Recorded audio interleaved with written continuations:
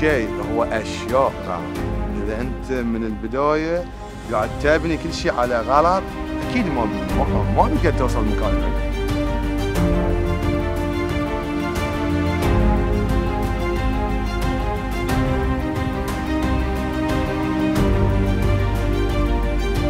شيكوش كيوت، انا عود يعني.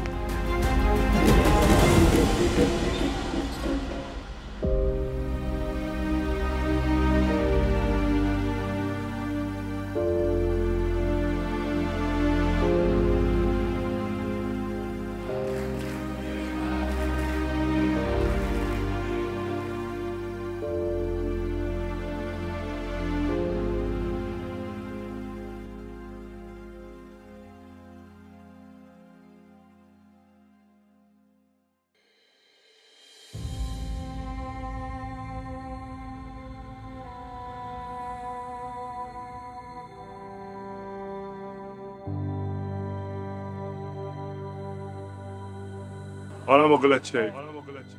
التوفيق. هاي لازم اقنعك فيها. اوكي ما بدي لازم تقتنعين. كلمة نستخدمها عقب ما ناخذ بكل الأسباب أكيد. اليوم بتشوفينا. ما اقدر اقول. اليوم بتشوفينا وحكمي. كلمة ممكن تنقذنا في وقت استنفذنا فيه كل الأعذار وكل الأساليب. لا مو انا عارف ان زي لما تقولين ولا شيء. متى تكون منطقي؟ اجاوبك على السؤال؟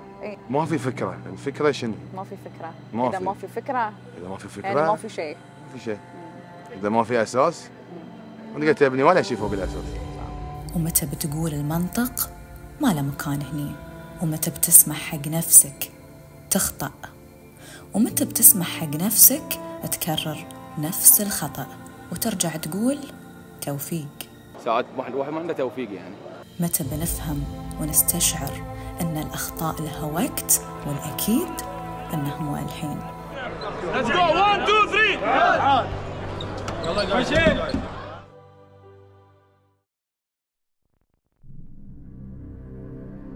ننتظر المربع، ومن بيكون في المربع بين فرق زمنة دخولها وبين اتحاد ونجمة للحين ننتظره.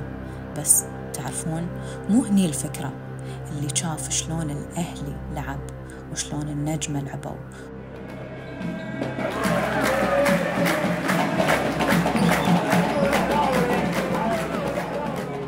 وشنو محرق، والاتحاد والمنامة قدموا تحليل كل شيء صار فيهم في الملعب وبرا الملعب، كفيل انه يخلينا نقول الوضع في المربع بيكون اكثر من صعب. والحين بتفهمون ليش قلت هالكلام واكثر بعد.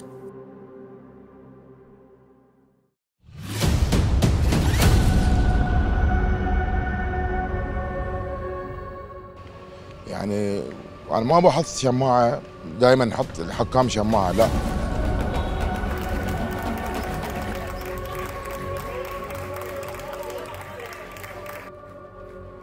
والاتحاد يعني لمتى؟ لان النجمه ما له سمعه او تاريخ نفس الانديه الثانيه في السله. احنا بناخذ يعني بنتحمل اخطاء الحكام وبدون اي رادع للحكام، يعني ما يصير هالشيء يصير. خاصه حكم صالح كانت قدامه اخر لعبه.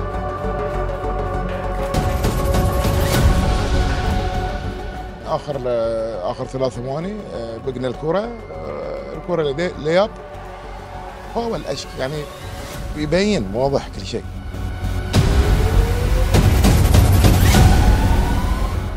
غير الالعاب الثانيه اللي ضربوا في محترفنا رقم 55 وما حصلنا حتى فاول عليه. اما هناك اقل لمسه تنحسب علينا فاول. فانا احمل الاتحاد ولجنه الحكام مسؤوليه.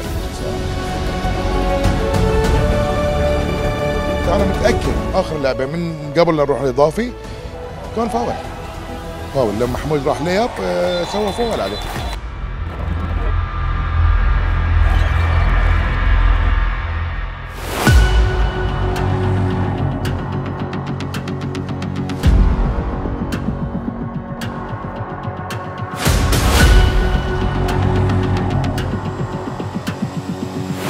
كانت أول مباراة غطيها للأهلي، وبطبيعة الحال كان في مخي وايد كلام، وكل شي بتشوفونه ونتيجة كل شي سمعته. فمن الآخر لا تلوموني على شي، في كل الأحوال اللي بتسمعونه ما أظن إنكم كنتوا تعرفونه لما كنتوا تشوفون المباراة.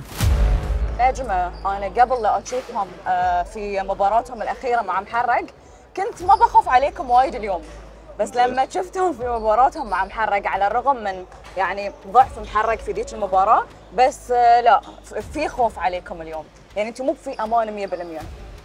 ولا مباراة في البحرين تقريبا أمان، بس لا في مباريات أمان. بعد. مباراة أمس المنامة والحوالة أمان، في مباريات أمان. احنا الأهلي لا تنسين. لا ما أستاهل. هي بعد شيء عود عادة. صراحة إيه. احنا الأهلي. إيه بس ما نخاف، نحترم بالعكس كل الفرق، وبالعكس نفس ما احنا نشتغل ما يشتغلون بعد. نحترمهم وداشين حاضرين. إن شاء الله خير. أبي أقول لكم اللي شفته في مباراة النجمة ومحرق في الجولة الثالثة، بس الحين أبيكم تسمعون شيء واحد بس. نقدر يعني نتغلب على كل الفرق. احنا ما نهاب احد يعني. شنو؟ ما نهاب احد احنا. قلت نقدر نتغلب على كل الفرق؟ اي اكيد. ومن يتصدى ومن ياتي ومن يكون، اذا على بركه الله. فنيا ركزتوا على شنو أكثر شيء؟ يا حسين المدرب. لا أكيد أنت تعرف يعني وياهم في التمرين أمس وكل شيء. والله ركزنا على اكيد على نقاط القوة عندهم، طبعا ادريان كان عندنا عارفينه. ركزنا على هالشيء. ركزنا على نقاط ضعفهم بعد. شنو بيوقف أدريان اليوم؟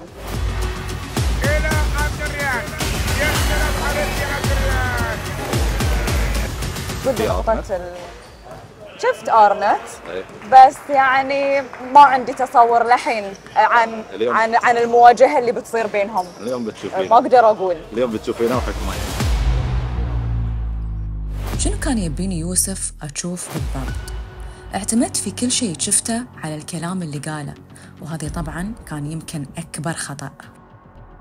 صباح وضعه تمام اليوم ولا لا؟ لا للحين مو 100% بيلعب ان شاء الله، بس نسوي له مانج في الدقائق.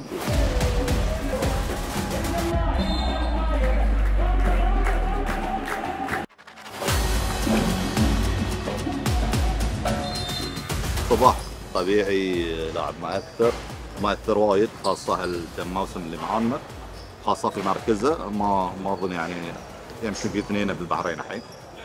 بيأثر وايد اذا ما يكون جاهز اكيد.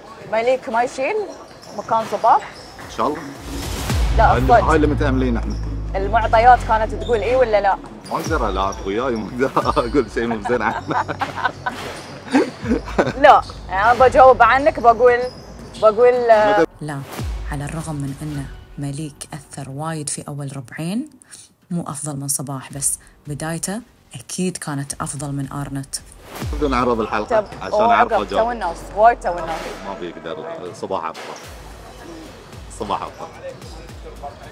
صريح وياه. وللاسف كنتوا احس تحتاجونه في ذي المباراه بالضبط. انا للحين يعني انا قاعده اعطيك. انت تحاطين اكثر مني قاعده إيه. على فريقنا. إيه. يعني انا لان قاعده اعطي النجمه كريدت وايد عالي على اللي شفته. بس ولا بعد؟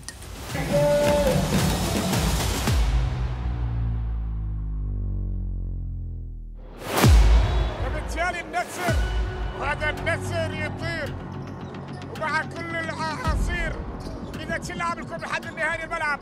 النتيجه النجمه 42 الاهلي 37 احنا الحين بين الشوطين. الاهلي وضعه صعب، يعني كل شيء سمعناه من يوسف قبل المباراه. اتوقع يعني احنا من ساعه نتناقش نقول المباراه بتصير يعني كلوز ولا من الاهلي من البدايه بيفرق. اول شوط بتصير كلوز وبعدين اول شوط بتصير كلوز وبعدين من الحين تحليل. صدق؟ هاي ثقة حلوة والله. الاهلي هنا فاجأتني عكس اللي شفناه في الشوطين، كل شيء كان عكس. اتوقع الجهاز الفني محضر زين حق المباراه، كابتن هاني علم محمد نجم محضرين زين، يعرفون الاهلي عدل، بس اتوقع بتكون كلوز جيم لاخر دقيقتين، بتكون كلوز جيم يعني. اتوقع الكوارتر الاول والثاني الاهلي ما كانوا زينين. ان شاء الله نستغل ذي الشيء احنا في الكوارتر الثالث والرابع، اتوقع النجمه، اتوقع. 45 ثانية متبقية على نهاية الكرة، على نهاية الشوط الإضافي. يلعبون على 14 ثانية متبقي، 13 ثانية. هل يكون هناك نقطتين؟ سلام عليك يا ملك. الأهلي يعود بعد 15 نقطة.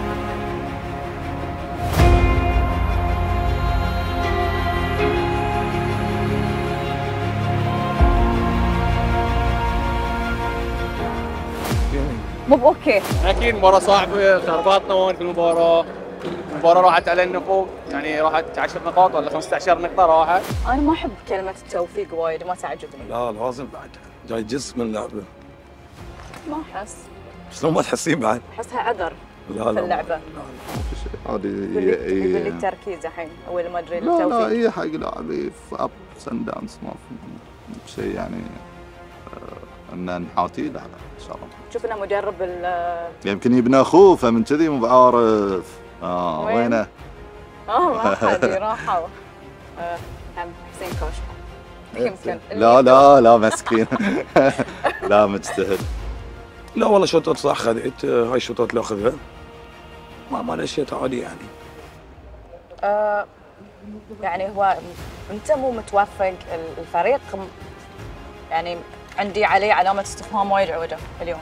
اي النجمه بالأبا وايد زين، مباراه وايد زينه، اهنيهم الصراحه على الفريق فنيا اداريا، لاعبين ما شاء الله عليهم.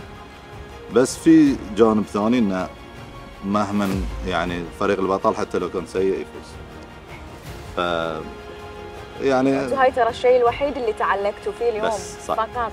صح. ليش؟ يعني اوكي بنمر على الاخطاء كلها اللي صارت في المباراه، بس كلها صح اي صح الفريق صح الاهلي صح في الاخير اوكي قدر يشيل روحه باي طريقه يعني وطلع روحه كذي من المباراه، بس لولا قله الخبره اللي موجوده عند النجمه في الاخير صح لا كان انتم يعني اليوم ديد ميتين. نعم. لا وجود لكم لن نراكم بعد اليوم. يمكن قله خبره يمكن، بس عندهم لاعبين كبار يعني. يمكن نقص خبره، بس ما اقول احنا يمكن صار لنا 7 سنوات 8 سنوات نلعب فريق اول، فنتعلم من كل مباراه.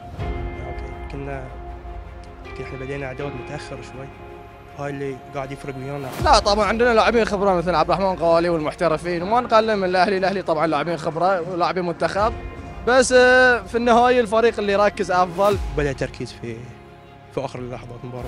دائما احنا في النجمه نخاف من الكوارتر الرابع، دائما النجمه يغلطون وايد. اكيد طبعا في كره السله تاخذ ثانيه واحده يرجع عليك الفريق، لو كان حتى 20 نقطه، فما تداركنا ذي الاخطاء، غفلنا رجعوا علينا راحوا اوفر تايم، حاولنا نغطيها الى شيء بس كانوا افضل منا تبي الصدق.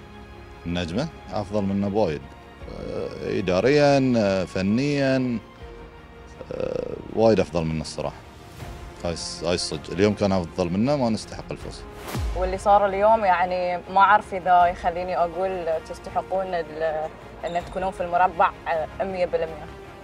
نستحق، ليش ما نستحق؟ انتوا طلعتوا منها اليوم كذي. طلعنا نفس ما قلت طلعنا يعني انطر وبطريقه صعبه، يعني احنا صعبناها على روحنا، المفروض ممكن نصعبها على روحنا. لا اذا تبي الصراحه متوقعين يعني من امس ان احنا عندنا اليوم مباراه كلش قويه، يعني نجمه يلعب سيستم يعني مو اي كلام. شفنا مباراتهم في الدوري غلبونا ترى الدور الاول بعد في الدوري. ايه بس وقتها الاهلي ما كان على الشكل اللي هو فيه الحين. خلوني من كان افضل من خلونا في اللي صار وركزوا فيه عشان نعرف مرة ثانية بأي عين نشوف لهم مباريات. ترى احنا رحنا يعني اتوقع 11 نقطة، خذينا ران، فرقت اخطاء منا احنا، صار كم باك علينا يمكن 15-4 حقهم حق النجمة، فهاي صار الكم باك، خذوا يعني المومنتوم مال المباراة، تمينا احنا نلعبهم بدل ما يعني هم يلحقونا، فاتوقع يعني جزئيات بسيطة اللي خلتنا نكون كذي، وقلت لك بعد التوفيق يعني شوطات صح شتنا كلنا اوبن ما سجلنا. اقنع نفسك فيه وانا اقنعني بشيء ثاني. هاي لازم اقنعك فيها. اوكي ما ابي توفيق. لازم تقتنعين. ما ابي. لا لازم تقتنعين. تشوف انه غلط كان بداية المباراة انه بديته وبس بمحترف واحد، تشوفها فرقت اثرت على مجرى المباراة؟ لا ممكن يعني اكيد يعني اذا محترفين في الملعب بيكون وايد احسن، بس المدرب يعني كان يبي يجرب، يعني قاعد الحين صار له مباراتين يلعب في محترف واحد يبدل، ويعني حتى في التمرين كان يتمرن بمحترف واحد، يعني كان يبي يمكن يجرب طريقه لا في البدايه ما كان في الفورم ماله ولا في المستوى اللي شفناه فيه في المباراه اللي طافت مع النجمه، فانتم في هاي الوقت اللي كانت الظروف في هاي الطريقه ما استغليتوها صح، عرفت؟ اي ما استغلينا الظروف صح اكيد، ويعني اشوفون بعد يعني يمكن شيء غلط انه نقدم محترف واحد، لان كنا نحتاج السايز، هم قاعد يلعبون لاعبين يعني اكبر من سايزنا، فاستغلوا هاي الشيء. المسماج عندهم لاعبين ما شاء الله يمكن بنيه جسديه اكبر مننا. احس المشكله اللي صارت ان اليوم انتم الركائز الاساسيه اللي دائما تكونون في الفريق، انت ميثم هشام، صار في خلل في هاي المثلث زين اللي دائما الفريق يرتكز عليه، فهاي كان الخلل في المباراه اليوم. صح يعني ما كانوا في الفورمه، بس المباريات الجايه بيكونون يعني ظروف المباراه كانت كذي، يعني ساعات الواحد ما عنده توفيق، ساعات الواحد ما عنده توفيق، يعني لعبوا وادوا اللي عليهم. دور الدفاع يمكن احمد في الهجوم ما كان وايد زين، يعني وين احمد حسن، وين الثلاثيات، وين التسجيل؟ يعني اذا تلاحظ اللوحه يمكن احمد حسن سجل له نقطه ونقطتين، هاي احمد حسن اسمح لي يعني سوري، بس مو هاي المستوى اللي احنا نبغيه، مو هاي الاهلي. بس في الدفاع كان وايد زين. هشام ما كان في الاوفنس زين. مو هشام اللي نعرفه، ما تحس الروح اللي كان يلعب بها هشام. ميثم قاعد يلعب بس انه يفتقد للتسجيل، يعني ثلاثيات ميثم اللي عودنا عليها ما قاعدين نشوفها. بس قدر يوقف لوف، يعني قدر يوقفه يعني الكوارتر الرابع كامل. بصراحه ما كنا في مستوانا كلش ولا في الفورمه، يعني مستوانا نزل. طبعا ما بنحط اعذار احنا، بس احنا ترى تونا ثاني مباراه راجعين من شهرين 40 يوم يمكن مو لاعبين مباريات يعني، فما بنقول بعد طبيعي اننا بدينا مباراه زين سكور بسكور، بعد خذينا فيها الليد. يعني اليوم ارنت اللي كان المفروض انه هو يوقف ادريان، اللي صار العكس، اللي صار انه ادريان وعبد الرحمن غالي هم اللي وقفوه. مو اللي كنا متوقعينه محترفين، يعني انا اجيب لي محترفين المفروض انه يضيفون الى الفريق. هاي شنو الفرق بين مستوى محترفين ويا اللوكل؟ انا ما اشوف في فرق صراحه. هاي المحترفين الاثنين لا اسمح لي، هاي لو انا ابدل العب احسن منهم. I mean, how many points did he have? 17? Yes. I mean, I didn't stop him, but it ain't like he killed us. He didn't kill us. So rate myself overall, I was probably like a 4 or 5. I didn't have a good game today, but my teammates helped me out. يعني هو ترى جاب لنا المباراه، حط نقاط لنا مهمه. ما نقتنعين بفورة التوفيق. هاي ترى ارنت هاي منطقته ما يضيع منها، انت شفت يمكن طلع هافتين ما سجل ولا واحده منها. It was just a sloppy game. We wasn't organized pretty much majority of the game. بس احنا في النهايه نفس اللي استوعبنا، يعني خلاص ترى المباراه بتروح انت برا المربع، يعني ما قدرت تعتمد على مباراه المنامه. قال لكم المباراه سهله. انا غلطان ما نستحق الفوز. اعتذر نفس ما قلت حق فاضل، اعتذر حق الجمهور، اعتذر حق لاعبينا، حق مجلس ادارتنا. هاي مو الاهلي واتحمل جزء عود. يعني خليتوا قلبنا هلون يدق يدق يدق طول المباراه. هاي ثقه زايده كانت اتحملها ووصلتها حق اللاعبين، المفروض ما بكون مسويها يعني واكلمهم في هالشيء. بس كانت من اي باب يوسف؟ ما قلتها الا كان فيها يعني ما قلتها عبث، ما قلتها بس لان تقولها او ما حسيت فيها لانك بس تحس فيها. تراكمات خاصه في الوقفه. خلي يغير نفسياتنا شوي. يمكن نستنى احنا ما في اهل الكوره. يغير نفسياتنا شوي. غير نفسياتنا شوي، بس حتى احنا في اللوكر روم بعدين كلهم يعني ما حد فرحان حتى بالفوز تبين الصدق. كلنا زعلانين، مو مستوانا، واعتذر حق الجمهور كله الصراحه. صباح اللي قلت لي مو جاهز. مو جاهز بعد صباح، عنده الاحسن. معلش بس انت تقول لي عنده الاحسن، هو اليوم احسن.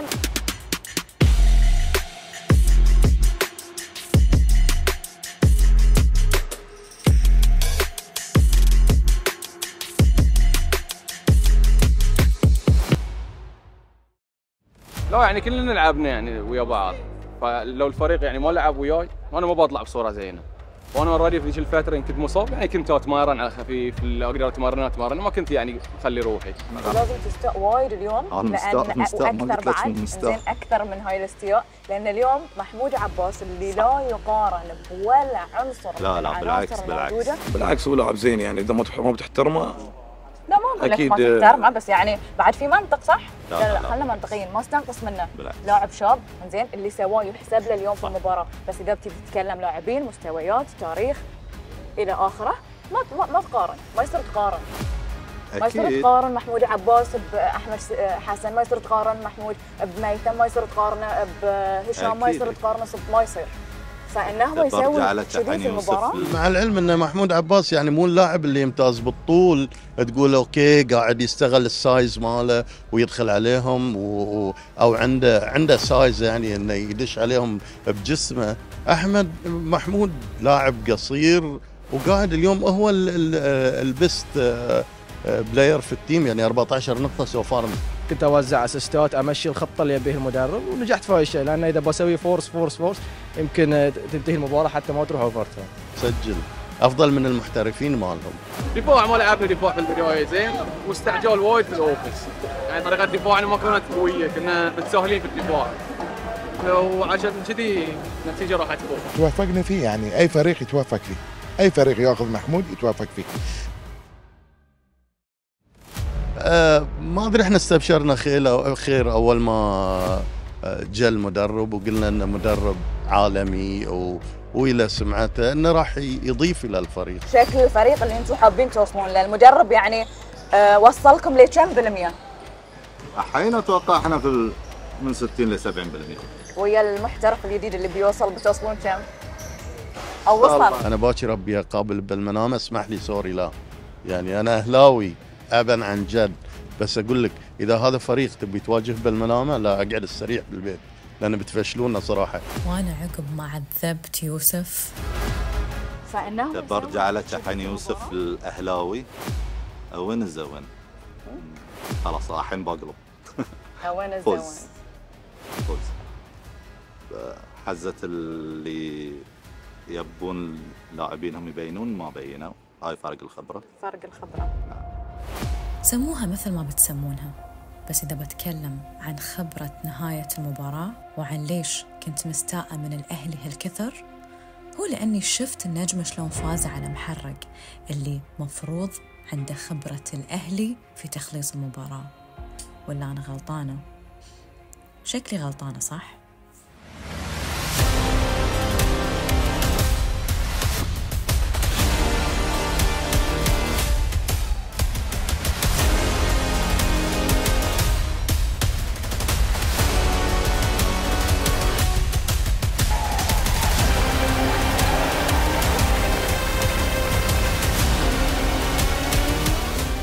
فريق كبير. احنا في كاس خليفه بن سلمان، اسمه الشيخ خليفه بن سلمان، فرق 20 كنا متقدمين عليهم، تقدموا علينا وجابونا وخذوا المباراه.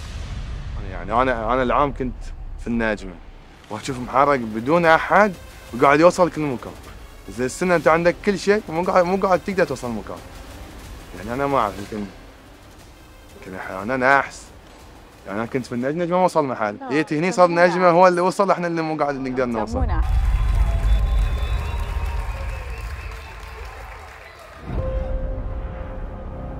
خسارة مبنية على اشياء متراكمة في النادي صايرة.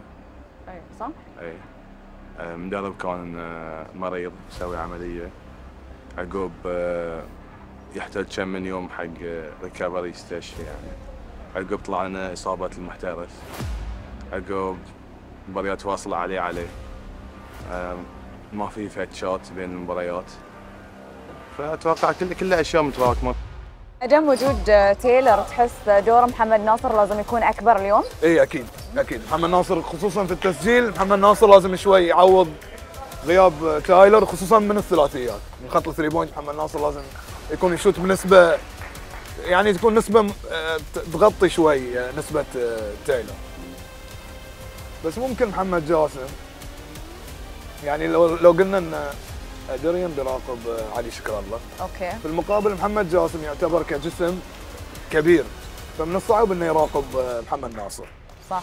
المفترض. ولكن يمكن عموما كابتن هاني دائما يلعب تنوع دفاعي، يعني ما يلعب طريقه دفاعيه واحده. حاول، بس مدرب هون كان بسرعه يغير، يعني حاول يدش لاعبين يخليه 5 شوترز زين، فكان المدرب بسرعه يغير التشكيله يخلي فريق مثلا اكثر فضوليه فيه، وحاول ساعات يدخل ذي، فكان المدرب يعني على كل شيء لاحظت ساعات اذا يدخل المدرب يحرك شيء بسرعه يصير عنده تبديل في التشكيله. صح. فهاي قراءة مدربين يعني ما اعرف يعني انا يمكن بعد كان عنده منظور ثاني. نجم يركز على الانسايد اكثر. اوكي. يبطئ النسق ان عنده ادريان، يحافظ على سرعه ادريان، يحافظ على لياقه ادريان، والكره بطيئه ترجع يتحضر الملعب اساس ادريان يوصل يلعب. نجم قاعد يلعب دفاع مختلف، على حسين سلمان دفاع معين، على بدر دفاع معين، على اجنبي دفاع معين. اي ملاحظين ان لعبه مان تو مان، لعبه بريس، لعبه 1 3 1، لعبه 2 3 زون، عرفوا نقاط القوه. لاعب بس المدرب خذ تايموت نفس ما قلتي. شوف الاختراق شلون بسهوله، بس ممكن حسين سلمان خلينا نقول على قولتهم يبدي الشراره، يعني يشعل الشراره الاولى. يمكن وجود حسين سلمان، وجود لاعبين من هالخامه، لاعبين يجيبون انرجي الملعب، يعني من النوع اللي هو صراحه ايوه يجيب انرجي اكثر واحد. فممكن لاعبين اذا شافوا حسين سلمان يلعب بهالحديه يجذبهم انهم يلعبون، يعني يعطيهم دافع. ما ظن، لانه انا شفته يلعب هالكثر وياهم بهاي الحديه اللي انت تقولها، وش كثر يعطي انرجي، بس ان شاء الله التجارب السابقه ما تاثر على هاي التجربه. مركز حسين ما يخليه انه هو يطلع من المحيط ماله اكثر. صح.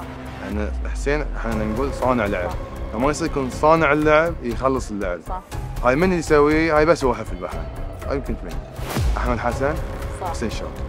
ان هم من زمان يسوون كذي. الكره تكون عندي اجيبها واعطيه اللي هو التصوير عشان السكرين يصير نفس ماتش.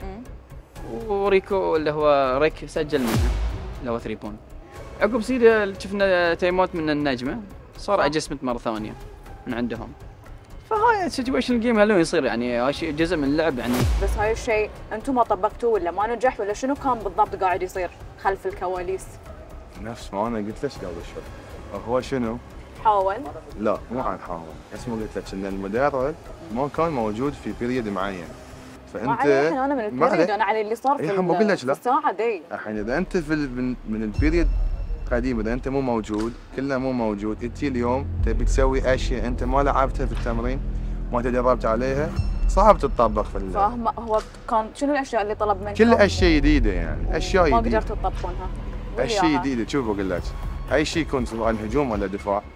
قول لي ذكر لي شيئين على الاقل. طب اقول لك الدفاع والهجوم الاثنين، اذا انت ما تسوي في التمرين مستحيل يصير في المباراه، لانه بيكون صعب ان انت ترسم اللاعب اوريدي تعرفين يعني تعبان، مخه ما يشتغل عادل، اكسجين وهذه، فما يستوعب عادل، وانت صعب تبي تطبق شيء تبي الشرح الحين في ذي الوقت ما حد بيكون مركز، اي شيء رسمه تروحين داخل كل شيء يصير العكس. اللاعبين الموجودين دفاعيين في النجمه مقدمين مهمه خلينا نقول ممتازه ضد ليدو اللي هو المحترف محمد. صح حاول، ولكن قاعد يحاول بصعوبه، قاعد يتعبونه، يعني قاعد يتعب، يضرب الدربل يتعب اللاعب. احس لانه هو قاعد يسوي شغله بروحه فسهل عليهم جدا انه هم يتعبونه، عرفت؟ صح. ريكو يمكن اليوم ما توفق في الثري بوينت، حتى يمكن انساي ما توفق، يمكن لو تلاحظين الاستات يمكن شايل 8 3 بوينت سجل 2. لاعب وايد زين بس يحتاج له وقت.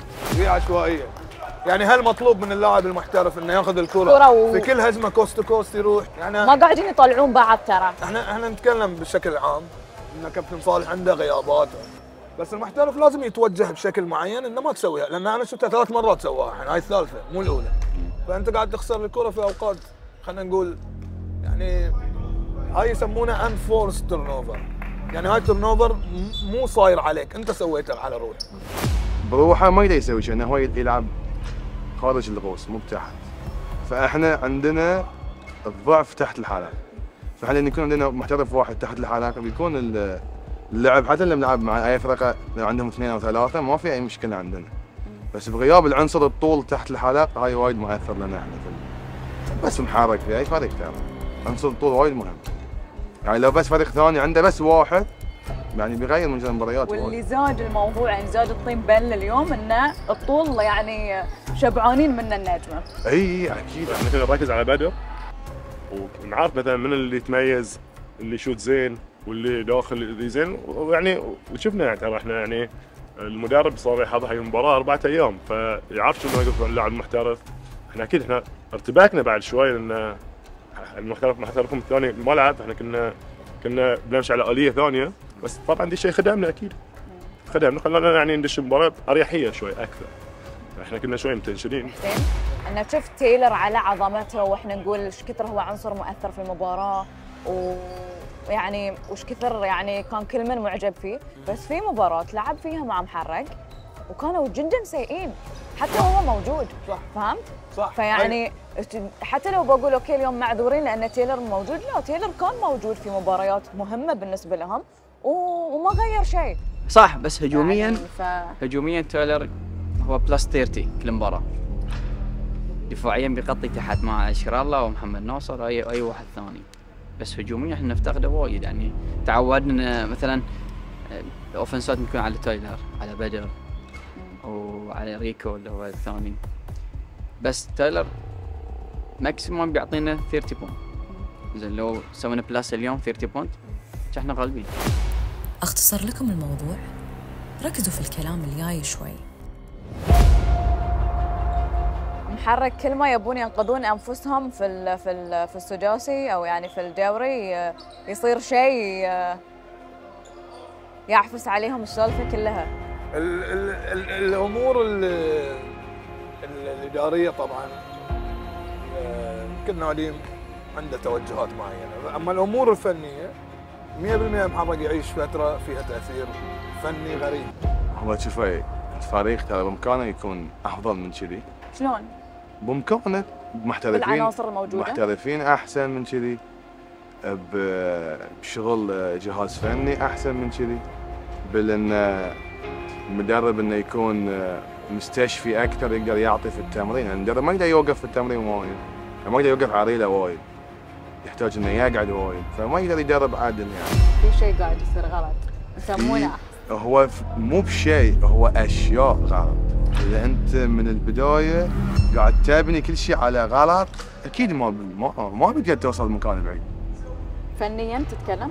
كل شيء حتى اداريا، انت لازم تشتغل من اول يوم من بدايه 7 تجيب الكل. انا ابي اوصل هني، انا مثلا طموحي ابني فريق، انا انافس، ابي افوز ببطوله. انت شنو طموحك؟ احنا ما نعرف شنو طموحنا. ما يبون يعني مع بعض. احنا كلنا نعرف ان محرق يحب يفوز مو ينافس، يبي ياخذ شيء. اذا تبي تاخذ شيء انت مو قاعد تبين حق احد ان انت تبي تاخذ شيء. لا حقك لا حقك لا حقنا ولا حق الجمهور ولا حق احد. اذا شلون تبي اذا انتم شعوركم كذي فيعني صراحه لا مو احنا شعورنا كذي، انا شعوري كذي، انا مالي شعور كذي، انا مالي شعور كذي. بس انا لو زلت اشوف ان العناصر الموجوده بترتيب اخر يطلع منها شيء. اجاوبك على هالسؤال؟ اي قول. عناصر تقولين صح؟ عناصر تقولين صح؟ العناصر نفسها اخر سنتين وصلت 3 فاينل من 4 فاينل. اي يعني صح اللي واحد من السنوات باقي 3 فاينل ناخذ بطوله. اي يعني مشكله مو في العناصر صح؟ لا المشكله اكيد مو في العناصر. اكيد. المشكله اتوقع مو في العناصر. لا. يطلع بس في مشكله صار. يعني تركيب والشغل العمل الفني ان انت شلون تجمع ذي المجموعه وتطلع منهم افضل شيء بافضل تجانس بافضل، عرفت؟ هاي الشيء اللي ما صار ولا بيصير. انا اكون صريح يعني انا ما بخش يعني عادي. الحين بيشطبونك من الفريق ها؟ ما عندي مشكله. انا اتحدى يضمونك حق كمبس انا وربيع وباقر. تعجبت من ان كمبس ما دخل الملعب وقت اللي محرك كان عنده 14 نقطه وسحب بعدين. وهاي كان وقت كمبس، بس انا ما انتبهت اذا كمبس موجود او لا. باقر ما شفناه. باقر ما شفناه. باقر مو موجود. علي ربيعه ما شفناه. شفنا اللاعب الصغير قبل عبد الله ربيعه، حتى قبل عبد الله ربيعه. انا ما قلت شيء، في مدربين تقدر تسوي اي لاعب، ساعات انت ممكن تكون إنه افضل لاعب في التمارين، وحتى لو يعرف انه بتفيدينا في الملعب. ساعات المدربين بس كذي، هو قناعته الشخصيه، يمكن ما يحب شخصيتك، ما يحب في شيء فيك، او انت هو في منظوره ان انت يمكن يعني من جروب ثاني عقباته، لان احنا في السله ما شاء الله عندنا جروبات وايد، اكثر من 20 جروب. يعني انتم لما اسالكم وتقولون لي كذي، يعني احس بالياس بعد، ما عندي شيء يعني. انا الحين اذا الوم احد ما الوم على المباراه، انا قاعد اقول لك من الساعه 9 ليومك، اليوم تاريخ 7 مارس، مو بس المباراه فايق، مو من بدايه الموسم. الحين اللي بيسمع كل هالكلام بيقول هذه نفس الفريق اللي متأهل النصف نهائي بطولة وصل، هذه نفس الفريق اللي فاز على الاتحاد، هذه نفس الفريق اللي تأهل للمربع. إيه نفسه. ما أبي أقول أن كل هالكلام طلع في لحظة يأس، في لحظة. لا الحين خلاص صعب. حتى لو محرق انقذوا نفسهم في دقيقة، نجمة بيردون يرجعون، فما أحس في شيء بيصير. صعب. لا ما في بوادر، يعني لو كان في بوادر مو مشكلة. أبداً ما في بوادر. في لحظة خسروا فيها، بس أبي أقول إن هالكلام بيعلمنا وايد أشياء.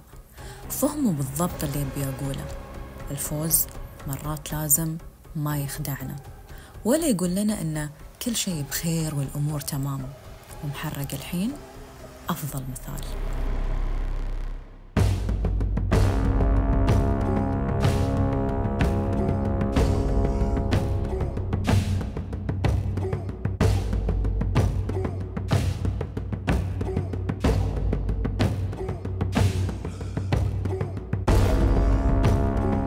Received the team. Yes. Yeah? We needed that. Big win. Yes. Yeah, it was big. They were in danger today, actually, and facing Al-Ittihad with their new structure was a bit difficult. Yeah, they're a strong team. They're a strong team. They play hard. Nobody could make shots in the first half. It was just kind of first quarter very low scoring. So I think they even changed the ball at halftime. I don't know who. I think they changed the ball at halftime because people couldn't score. Crazy. They did? Yeah, the ball was different from first half to second half, different basketball. Oh, well, maybe they believe in that. Yeah, for sure.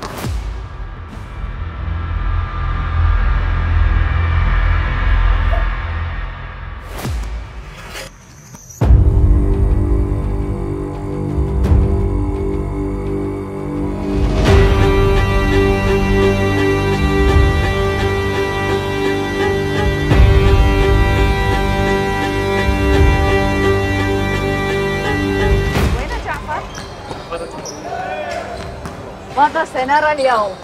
أنا لازم أركز في المباراة اليوم. ها؟ ماذا سنرى؟ ماذا سنرى اليوم؟ سلة. ها؟ كرة سلة، الناس تلعب سلة. ناخذ ماذا سنرى؟ والله العظيم تلعب سلة. شوف أنا ذاك المرة سألتك عن شنو بيكون السيستم، شنو بيكون كذي، اليوم بسألك غير. خلاص السيستم شفتوه، المنظومة شفتوها. اليوم سؤالي غير. اليوم سؤالي.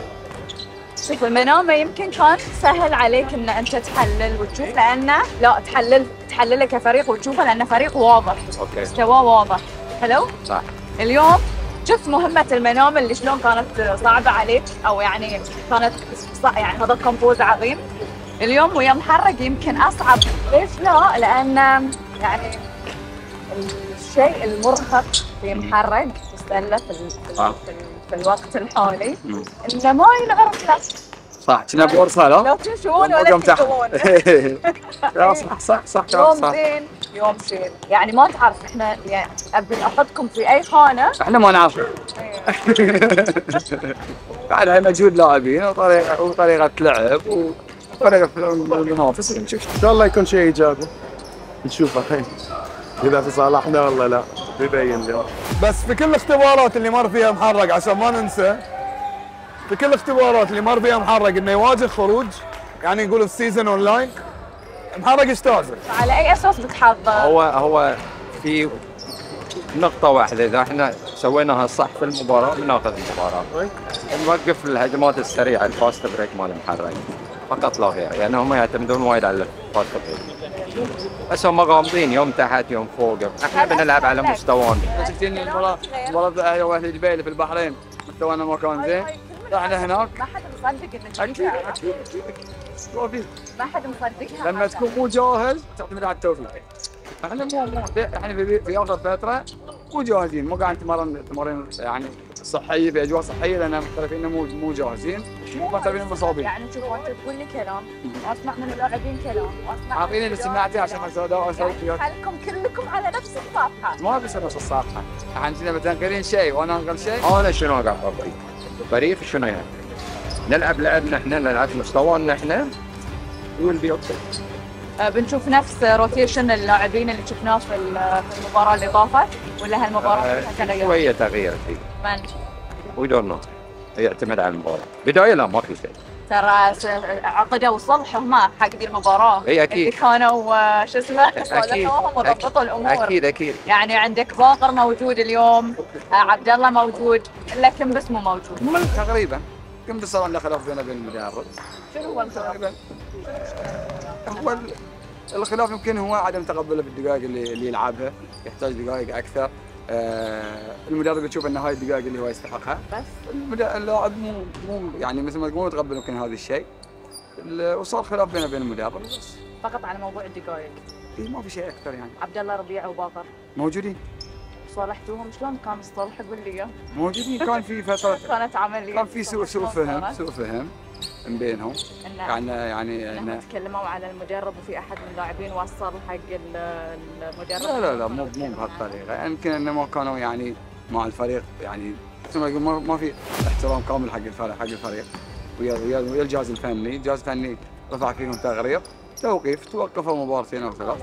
هالكثر عصبت توقف؟ هذا الشيء هذا امس الحوجه. الحين قاعد تحكين واحد المساعد. انت عارف انت المساعد هو اللي يعرف كل شيء. لا انا ازيد ترى اغلب الاوقات الدينامو اللي تعرف هني وتعرف هني وتعرف هني، ولو يوم صارت بين المدرب وبين اللاعب فتره انت بتكون في النص ما انت تعرف ترجع هني. صح المفروض كذي، بس انا عندي فئه شباب وانا المشرف الفني على الفئات كامله، ففي اغلب الاوقات اللي صارت هالاشياء ما كنت موجود. لو كنت موجود بقول لك انا ما في شيء اخاف منه، كل شيء بقول. لا بجاوبك عليك الحين في شيء ما جاوبتك عليه. فصار خلاف ووقفوهم علشان يعني يعني غرض تأديبي؟ اجراء تأديبي. اوكي، وشلون صلحتوهم؟ بس قاعد معاهم الفريق، فهمهم كل شيء، طبعا ما كنت في الاجتماع عشان قلت بالضبط شنو صار. وبس واللاعبين انضموا في التمرين قبل يومين. المدرب راضي عن هذه الصف؟ اي ما عنده مشكله. مجبور؟ بالعكس احنا يعني مجبور مرنين احنا ترى. مجبور، هو شو يسوي الحين؟ لا لازم يبيهم.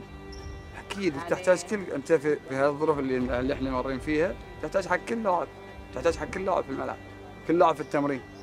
لان احنا يعني قلت نفس ما قلت لك، احنا اغلب التمارين المحترفين ما تمرنوا ويانا.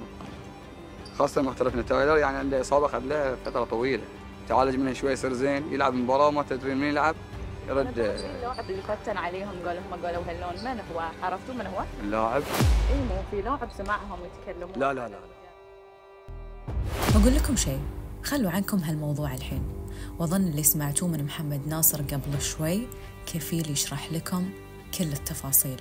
يعني هي ما وقفت ترى على اللي وقفوهم، واي عاقل بيقرا اللي قاعد يصير بيفهم كابتن صالح موقفه شنو وجاسم موقفه شنو، بغض النظر عن اللي نسمع الحين، وانتو فسروا كلامي بالطريقة الصح اللي تشوفونها فيه. الاتحاد يلعب 5 اوت، محمد يلعب دفاع منطقة والاتحاد يلعب 5 اوت.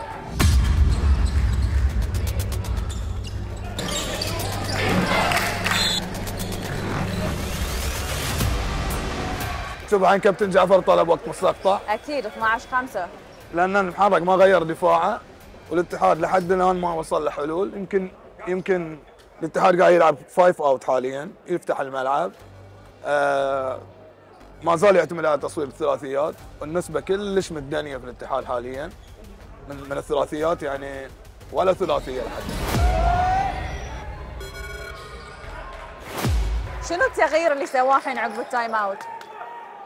في تغيير صار، انه قال حق يبين انه رسم شيء بحيث انه يقول حق اللاعب اللي هو جيفري ينزل تحت، شوف قاعد ينزله في الهاي بوست عشان يجبر محرق، بما ان محرق قاعد يدافع بحسين سلمان وبدر في الخط الاول في الزون، فاذا راح جيفري على منطقه اللي هو الفري ثرو لاين الهاي بوست، الانتري باس بيكون عليه حقه اسهل وبيكون اقرب للحلق عشان يخلق شوي خلينا نقول يخلق مشكله حق الدفاعات اللي في الخط الثاني، لان مساء كانوا مرتاحين الدفاعات.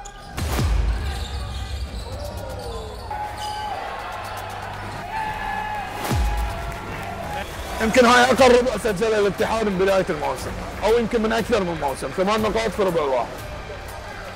حسب علمي ما اذكر يعني ان الاتحاد عانى يعني خلال المواسم اللي طافت بانه يسجل 8 نقاط في ربع واحد.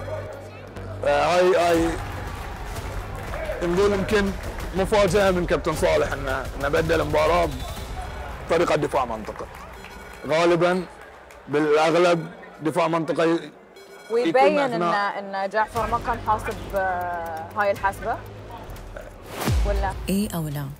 كل هالكلام اللي سمعتوه ظلينا نعيده طول المباراه لين ما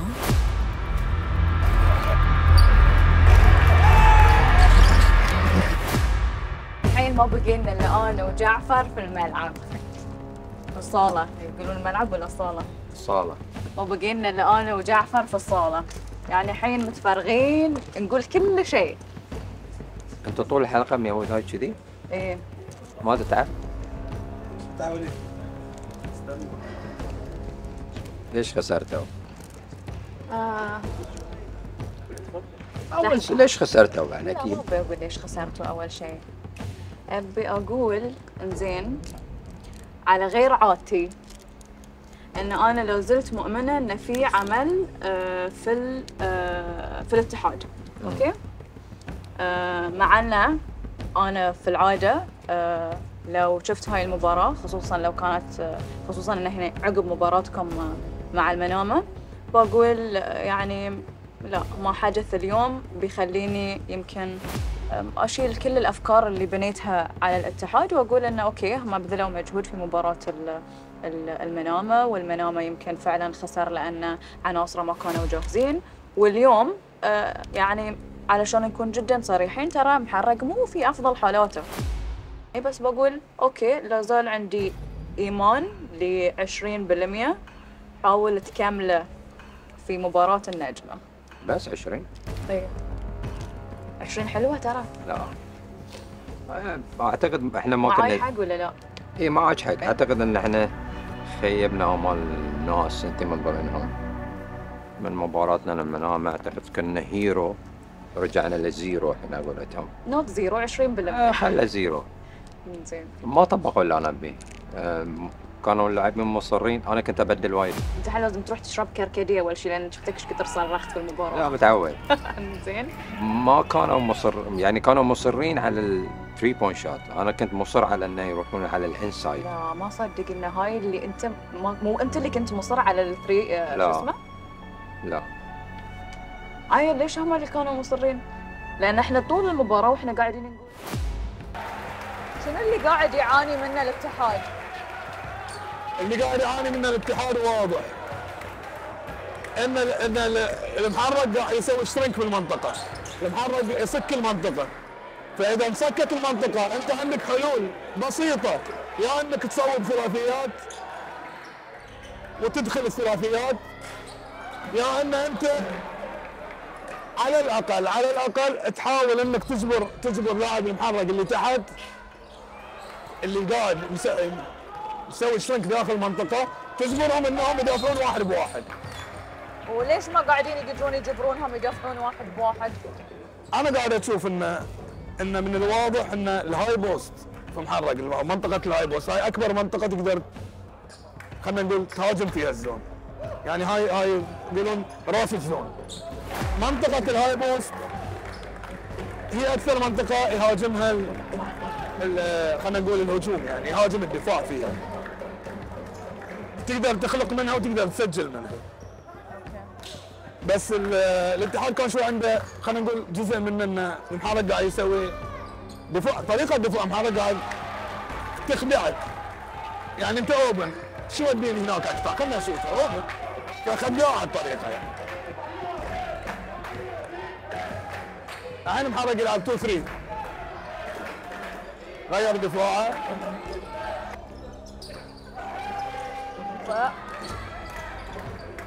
تصويب ثلاثيات.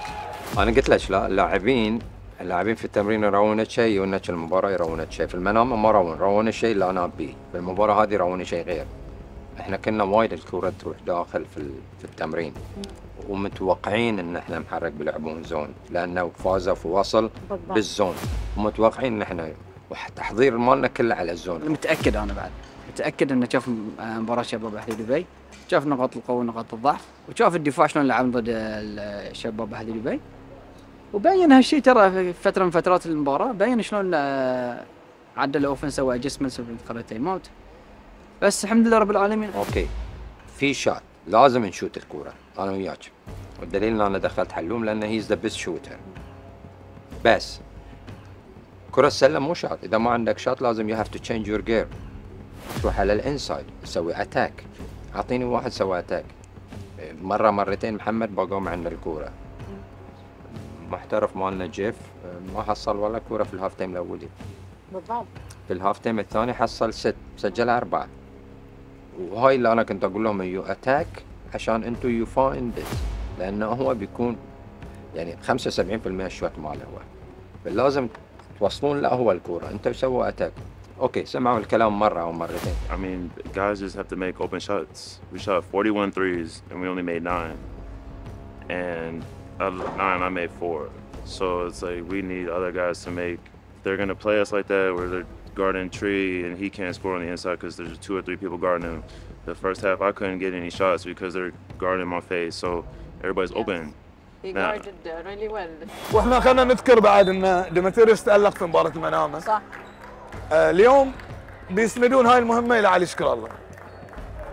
وكل يعني بحسب البرنامج بعد أهل السلة يعرفون علي شكر الله شنو وظائفه في الدوري خلال أكثر من مواسم، يعني أكثر من موسم. علي شكر الله إذا تعطيه مهمة مراقبة لاعب سنتر صريح، علي شكر الله قادر على هاي المهمة. فهل بيوقف ديمتريوس طول المباراة أو لا؟ هاي الشيء بعدين بيبين في اللعب. واعتقد شكر الله في هالمباراة وقف الاثنين.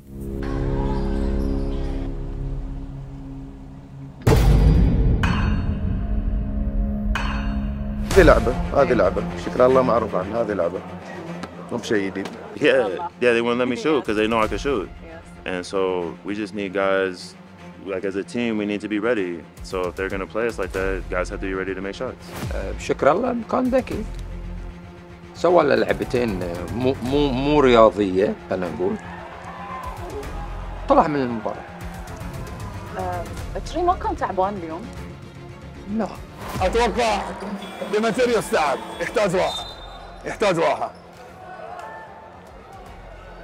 إذا كانت الكاميرا عليه تشوفه نزل حط ايده على ركبه، فيبين لاعب تعب.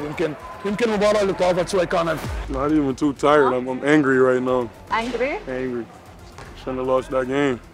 كانت ترى هاي انتنس، يعني مباراة منامة كانت. ترى صار لها وقت، يعني مفروض كم صار لها؟ أسبوع.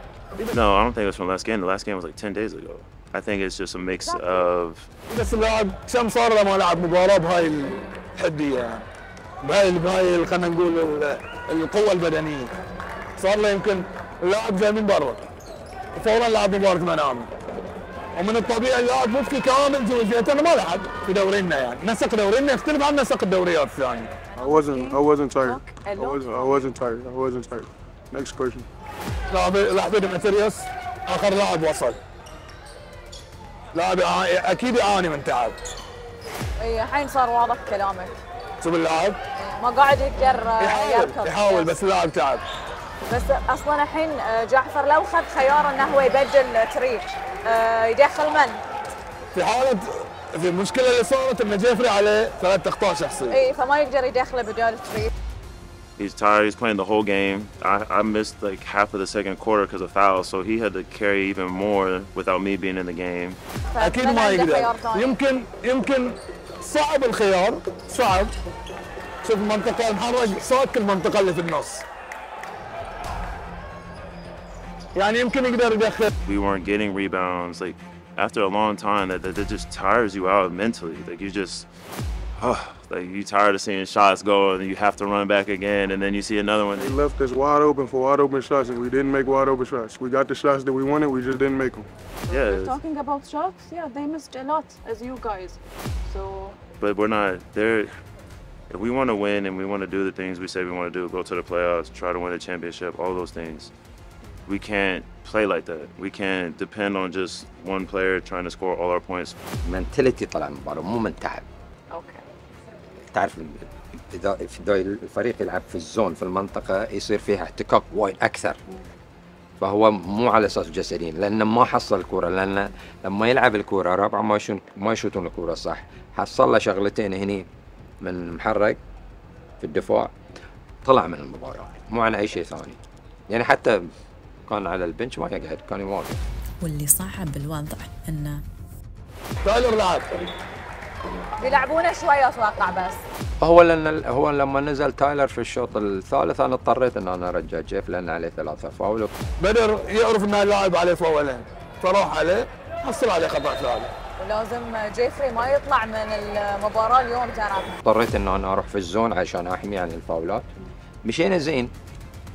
مشكله مو مشكله محرق مستوى العادي لعبوا مو واو يعني المستوى العادي. احنا المشكله احنا شايتين 41 شوتر مسجلين 9. معروف عن نادي الاتحاد وهاي انت شي قلتي لي الحلقه اللي راحت انهم يركضون وايد ويشوتون الكره وايد. وين هم اليوم؟ صح. فكنت انا ابي اغير الموضوع ما غيرنا السيستم نشوت في التمرين. اعتقد اليوم ما طلعوا من نشوه فوز المنامه الفريق. أنا بالنسبة لي حاولنا نطلعهم وغيرنا الأجواء وسوينا وايد أشياء. هو زين إنهم يعرفون إنهم ما لعبوا بشكل زين اليوم، يعني هم يعرفون المشكلة منهم، وإن يعرفون إن روحهم ما كانت نفس روح محرق اليوم، لأن محرق كان يعني مستميت على النتيجة. لا؟ قلت لك إياها، إذا لعبنا بنفوز. أنا شنو قلت لك آخر مرة؟ قلت لك بندش ولا لا؟ ربعنا كانوا قد المسؤولية، حسوا بأهمية المباراة، قدرنا نطلع بالنتيجة. مثل ما شفتي تايلر يعني ما شاء الله عليه لاعب إمكانياته وايد عالية. بالضبط. مصاب. سجل 30 قلت لك آخر مباراة اللي هو مباراة النجمة، لو تايلر موجود كان ما بنخسر.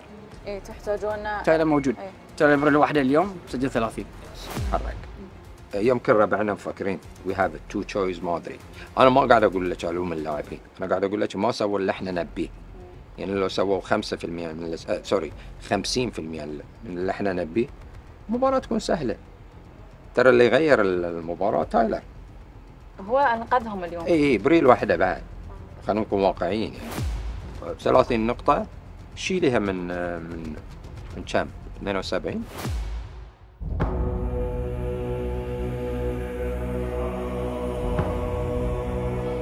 اذا بدر ما يحط نقاط محرق اكيد دربه اصعب الفوز.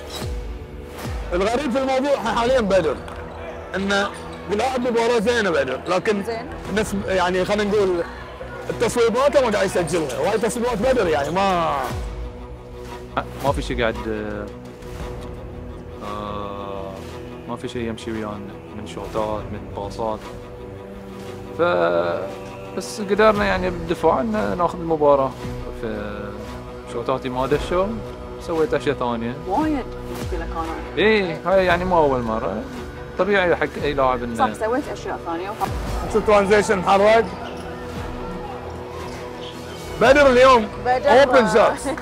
يعني بدر مو قاعد يضيع اوبن شوت. بدر اجين. ترى انا بالنسبه لي مو بدر اللي مو محظوظ، انا بالنسبه للاتحاد محظوظ ان بدر هالقد شوت وما سجل لحد الان. هاي شيء غريب يعني. تعرف شو المشكله جعفر؟ انهم من البدايه للنهايه ما غيروا شيء، زين؟ ما غيروا طريقه لعبهم، وانت من البدايه وهم يعني انتم الاتحاد من البدايه للنهايه ولا في مرحله قدرتوا ان انتم تصححون الوضع. احنا اعطيناهم الرتم اللي هم يبونه. لا هم اعطوكم الرتم اللي لا احنا اعطيناهم الرتم اللي يبونه سلو، هم يوقفون زون لان وايد اوفرلود عليهم صاير حسب تفكيرهم، فخلونا احنا سلو. هم رقدوا الرتم من البدايه، انا قلت لك ابي اسرع الرتم، هم رقدوا الرتم، احنا ربعنا نجرب وياهم. هاي اللي صار، اللي صار بالضبط هذه، انه محرق يبون سلو، ياخذون المباراه شوي شوي، ما يبون في الاخير يصير تايت جيم، عندهم مشكله تصير. اعتقد هم كانوا افضل منا في هذا الشيء. هاي الشكل اللي اليوم تلعبون فيه ضد الاتحاد، لانه ليش؟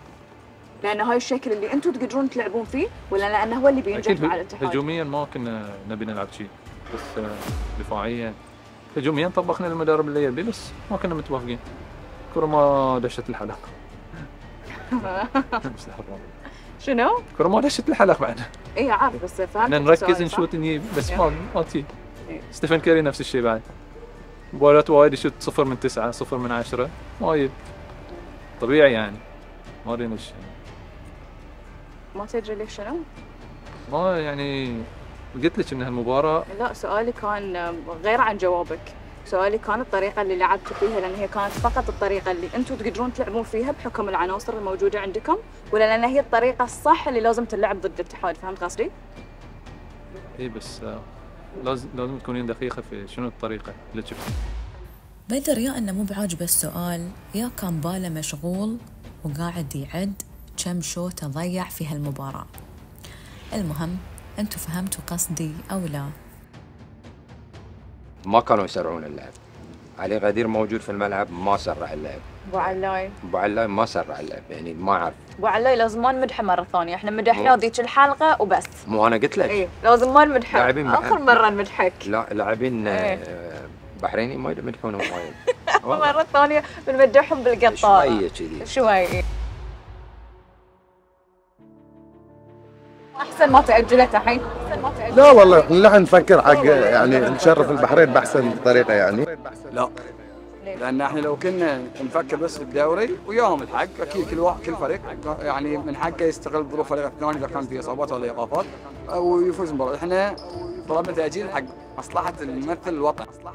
مباراة آسيوية، ممثل الوطن احنا، ممثل الوطن، كل ما يبون يدعمون الممثلين.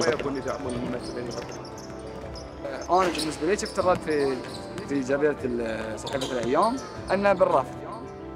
كان صراحة في حلول ترضي الجميع، لكنها ما فيمكن انا كنادي الاتحاد مو مصلحتي اجل المباراه، انا راسم براكتس بلانز معين، عندي مثلا ويكلي مثلا سكجول ما جاء راسمه على اني العب يوم حرق هاي المباراه. شوف اذا الاتحاد اليوم فازوا اوكي، ما احس انهم يعني اوكي ما بيتحسفون، بس اذا اليوم خسروا بيتحسفون من قرارهم انهم كانوا رافضين ان دي المباراه تتاجل. شوف هو في ضغط يولد الانفجار، وفي ضغط يولد الابداع، والضغط اللي عاشه محرق واضح شنو ولد. فالحمد لله في النهايه فزنا، وفي ناس قالوا انه اوكي محرق اخر مباراه لهم في الدوري، يلا شهر 3 بينتهي، بس ما قلت ينتهي. الحمد لله رب العالمين. يودها علي يا حي. ليش انت قلتيها اللون؟ يودها علي. لا انت قلتين اوه شكله اخر مباراه لكم، بس الحمد لله رب العالمين يعني اثبتنا حق الكل. الحمد لله رب العالمين. You're not full city, so having half you was good enough. Yeah. But they need full of you next Yeah. I got a treatment set up tomorrow, so every day. Eat well, sleep well, do anything for them. Exactly. Yeah. Sleep well, do anything for them. Exactly. Yeah. أثبتم الشيء اللي كنتوا قاعدين تثبتونه في كل مرة، في إن أنتم في هاي يعني لما يحطونكم في المضيق الضيق تعرفون شلون تطلعون منه. بس ما يحدث بعد ذلك الله اعلم. الحين انتم هاي الشيء اللي انتم شاطرين فيه، ان انتم لما تكونون في مثل هاي الموقف تقدرون تطلعون منه. انت ذكرت انه اوه ترى هذه غلب ذي، انت لازم تغلبون، هذا انا اعطاكم المباراه. لا احنا اليوم خذينا بذروعنا. انت ما قلت اوه محرق منام يغلبون النجمه، لازم حالي يغلب حالي يمثل بعد نفس الحركه. لا لان انت قلتي لا لان انت قلتي. بنحطك انت وبنحطني انا في الحلقه ونشوف تقلدني صح ولا لا.